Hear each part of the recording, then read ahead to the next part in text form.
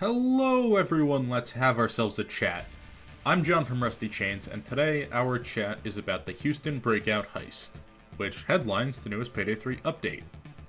This heist brings back fan favorite heister, Houston? There's actually a question mark there in the script, because I remember in Payday 2, everybody fucking hated this dude, but now they're going apeshit for Houston to return. So, I don't know, time heals all wounds, I guess.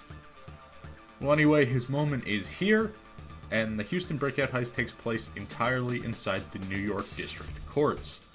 As you play this heist, you'll find it's pretty sizable. I'd place it between Syntax Error and Golden Shark in terms of scale.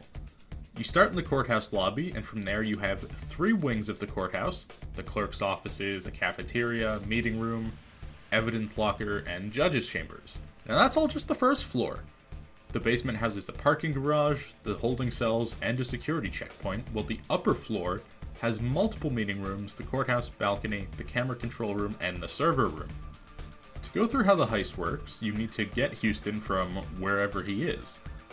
By default, he'll be behind a door in the courtroom that requires a thermal drill, but once you get partially through the steps of the stealth run, he gets moved down to the holding cells. Now the steps to both stealth and loud are overall very similar. Both involve getting into the courtroom and spotting Houston, then checking the posted schedule to find out what type of evidence will be used against him, and stealing or destroying it. Now that brings us to the RNG of this heist, which is the most elaborate RNG in Payday 3 so far. You'll either need to get physical evidence from the locker on the ground floor, or digital evidence from the server room on the second. At the end of the heist, you can also go and collect the opposite room's loot to get that famous all loot bonus. To open these rooms up in loud, it's a hack for the physical evidence and a drill for the digital. In stealth, however, it is entirely different. To open the physical locker, there will be an RNG choice between finding the red key card or finding a door code. You don't get to do both in one run. Once inside the evidence locker, you'll have to check the calendar to find that day's circled date to see where the shelf containing Houston's evidence is being stored. If you want to get out quick, you can bring some gasoline in and shoot it to ignite a shelf and destroy all the evidence on it. This obviously reduces your pay, and the fire sets off the alarm to end stealth. You can take all the evidence from the shelves if you didn't burn it, scan it to find which one is for Houston's case, and secure that. You can also just take all the rest of the evidence in the room, scanned or not, for additional pay, but scanning increases it. In stealth, you have to hack a random employee's computer on a random desk as part of the main objective to move Houston.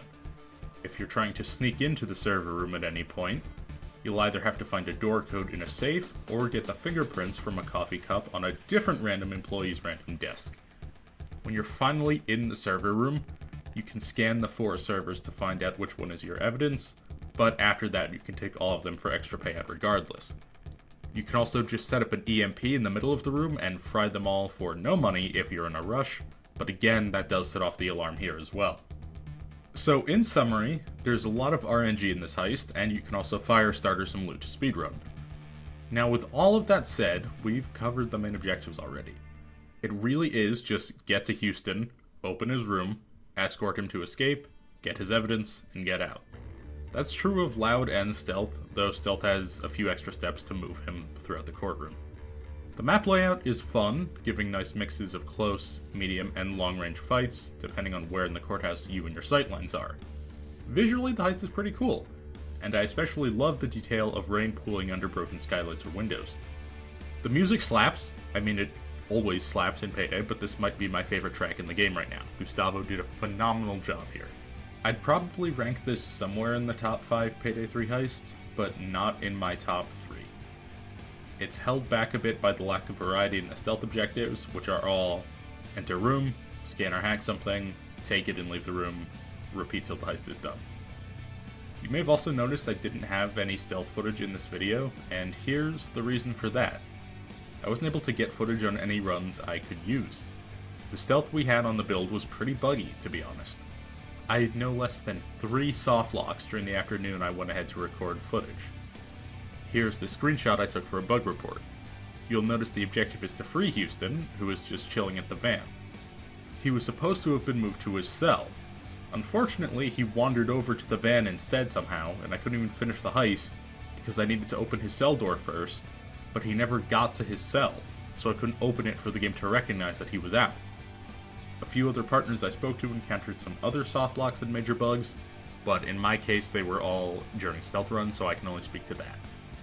So this heist is pretty solid in loud, but if you were planning on scooping it up to sneak around to Courthouse, I'd wait until some patches or a sale.